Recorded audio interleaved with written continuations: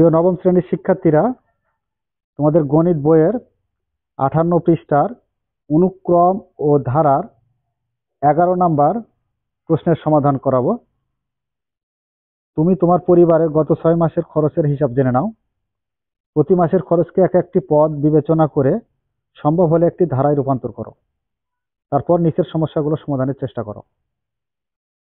ক নাম্বারে বলছে ধারা তৈরি করা সম্ভব হয়েছে কি হলে কোন ধরনের ধারা পেয়েছে ব্যাখ্যা করো। খ নাম্বারে বলছে ধারার সমষ্টিকে একটি সমীকরণের মাধ্যমে প্রকাশ করো। গ নাম্বারে বলছে পরবর্তী 6 মাসের সম্ভাব্য মোট কত খরচ হতে পারে তা নির্ণয় করো। ঘ নাম্বারে বলছে পরিবারের মাসিক বা বার্ষিক খরচ সম্পর্কে তোমার মতামত বা তোমার উপলব্ধি লিপিবদ্ধ করো। 11 নম্বর প্রশ্নের সমাধান। আমার পরিবারের গত 6 মাসের খরচের হিসাব নিম্নরূপ। প্রথম মাসে 5000, দ্বিতীয় মাসে 5100, তৃতীয় মাসে 5200, চতুর্থ মাসে 5300, পঞ্চম মাসে 5400 এবং ষষ্ঠ মাসে 5500। প্রতি মাসের খরচকে একটি পদ বিবেচনা করে একটি ধারা তৈরি করা হলো। অর্থাৎ যে কোনো অনুক্রম বা পদকে যদি যোগ চিহ্ন দিয়ে আমরা ধারা তৈরি করি তাহলে সেটি ধারা তৈরি হয়ে যায়। তো যেমন 5000 যোগ 5100 যোগ 5200 যোগ 5300 যোগ 5400 যোগ 5500। তার মানে প্রতিটা পদকে আমরা প্লাস চিহ্ন দিয়ে লিখেছি, ফলে এটি একটি ধারা সৃষ্টি হয়ে গেল। ধারা তৈরি করা সম্ভব হয়েছে কি হলে কোন ধরনের ধারা তৈরি পেয়েছো ব্যাখ্যা করো। এখানে হ্যাঁ, ধারা তৈরি করা সম্ভব হয়েছে। যার প্রথম পদ হচ্ছে a সমান 5000, সাধারণ অন্তর d সমান প্রথম পদ অর্থাৎ দ্বিতীয় পদ থেকে আমরা প্রথম পদ বিয়োগ করেছি, ফলে পেয়েছি আমরা কত 100, যা একটি সমান্তর ধারা, কারণ পাশাপাশি দুটি পদের পার্থক্য একই হলে সেটি সমান্তর ধারা হয়। খ ধারার সমষ্টিকে একটি সমীকরণের মাধ্যমে প্রকাশ করো। তো লক্ষ্য করো খ নাম্বার সমাধান। ক নাম্বার হতে প্রাপ্ত যে ধারাটি ছিল সে ধারাটি ছিল 5000 plus 5100 plus 5200 plus 5300 plus 5400 plus 5500। ধারাটির প্রথম পদ এ সমান পাইছিলাম আমরা 5000, সাধারণ অন্তর ডি সমান পাইছিলাম, অর্থাৎ এই যে দ্বিতীয় পদ থেকে তার আগের পদ অর্থাৎ প্রথম পদ যদি বিয়োগ করি তাহলে আমরা পেয়ে যাব 100। সমান্তর ধারার n সংখ্যক পদের সমষ্টি Sn equal n/2 into 2a plus n-1 into d।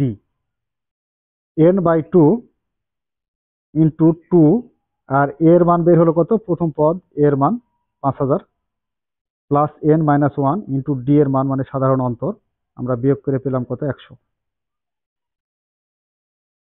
2 দ্বারা 5000কে গুণ করলে আমরা পেয়ে যাব 10000। n দ্বারা একবার 100কে গুণ, আবার এই 100 দ্বারা একবার 1কে গুণ, তার মানে 100 দ্বারা যদি n কে গুণ করো তাহলে 100n, মাইনাস আছে মাইনাস, 100 দ্বারা 1কে গুণ করলে 100। এই 10000 থেকে আমরা বিয়োগ করব এখানকার মাইনাসের 100, বিয়োগ করলে আমরা পেয়ে যাব 9900, আর 100n আছে 100nটা এখানে বসে যাবে। এই 9900 প্লাস 100n এখান থেকে আমরা 2 কমন নিতে পারি। 2 কমন নিলে 9900কে 2 দ্বারা ভাগ করলে পেয়ে যাব 4950 প্লাস 100কে যদি 2 দ্বারা ভাগ করো তাহলে পাবে 50n। এখানে 2 আর 2 ভাগ অবস্থায় কাটা যায়, থাকে কত এখানে n, সেই n এটা, আর এখানে 4950 এবং 50n। n দ্বারা 4950কে গুণ করলে 4950n প্লাস 50n কে গুণ করলে n দ্বারা তাহলে 50n স্কয়ার। তো n সংখ্যক পদের সমষ্টি যেহেতু চাইছে, মানে সমীকরণ একটা চাইছিল, তাহলে Sn সমান 50n স্কয়ার, এই 50n স্কয়ার শুরুতে লিখলাম এবং পরবর্তীতে লিখলাম 4950n, 4950n। এটা হচ্ছে আমাদের কত 1 নম্বর সমীকরণ। আর এই সমীকরণটা লিখলেই আমাদের অ্যান্সারটা হয়ে যাবে। গ পরবর্তী 6 মাসের সম্ভাব্য মোট খরচ কত হতে পারে তা নির্ণয় করো।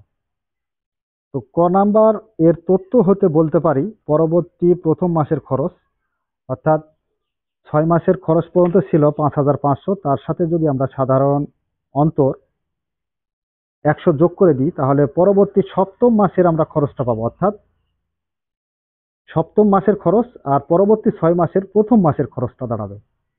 প্রথম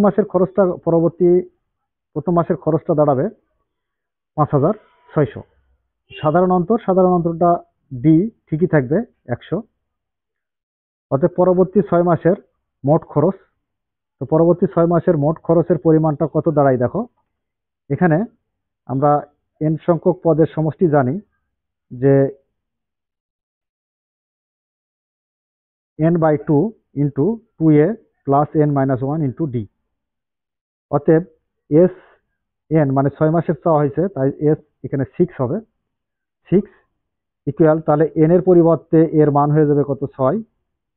আর 2 আছে, 2 থাক, এর মান হচ্ছে এখানে 5,600 প্লাস এন এর মান হচ্ছে 6, 1 আছে 1, আর ডি এর মান হচ্ছে কত, 100। তো এবার 2 দ্বারা 6কে ভাগ করি, তাহলে 3 দুগুণ 6, তার মানে 3। তো এই 3, তো 3 এবং 2 দ্বারা 5,600কে যদি গুণ করি তাহলে 11,600 প্লাস 6 থেকে 1 বিয়োগ করলে 5, আর এখানে গুণ 100।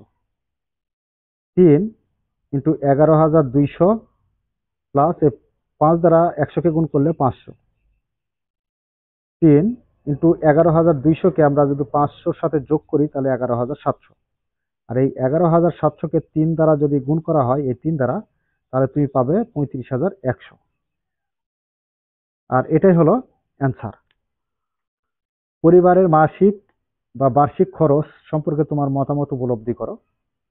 পরিবারে মাসিক বা খরচগুলো বিশ্লেষণ করলে দেখা যায় যে প্রতি মাসের মাসিক খরচ 100 টাকা করে বৃদ্ধি পায়। আবার বার্ষিক খরচ বৃদ্ধি বা হ্রাস মাসিক খরচ বৃদ্ধি বা হ্রাসের উপর নির্ভর করে। মাসিক খরচ বৃদ্ধি পাওয়াতে বার্ষিক খরচও বৃদ্ধি হবে। এটাই হচ্ছে আমাদের উপলব্ধি। তো প্রিয় শিক্ষার্থীরা, আশা করি তোমরা অনুশীলনীর 11 নম্বর অঙ্কের সমাধান বুঝতে পেরেছ। আর যদি বুঝতে পেরে থাকো তাহলে অবশ্যই আমাদের চ্যানেলটি সাবস্ক্রাইব করে আমাদের সাথেই থাকো। এই বলে আজকের মতো ক্লাস এখানে শেষ করছি। ধন্যবাদ সবাইকে।